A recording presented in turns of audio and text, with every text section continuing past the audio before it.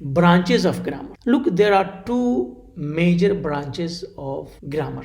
The first is formal or traditional grammar. Sometimes we call it formal grammar, or sometimes we also call it traditional grammar. The second is functional grammar. Let us first discuss about formal or traditional grammar. What is this?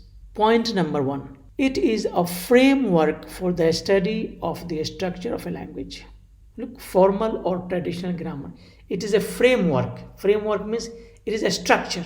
It is like an outline for the study of the structure of a language. Means formal or traditional grammar helps us to study the structure of language. Go to the next point. It has its root in the work of classical Greek and Latin language. Look, formal or traditional grammar finds its root, traces its root in the work of classical languages like Greek and Latin. Look, at one point of time in the history of language, Greek language and Latin language in the past, they were very famous. And other languages like English, they used to derive all the grammatical rules from those languages.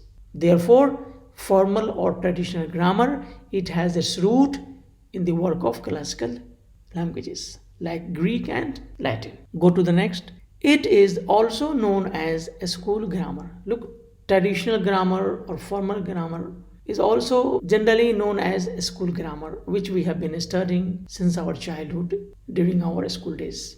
Go to the next. It is the most widespread and elaborate grammar and is widely used in language teaching all over the world.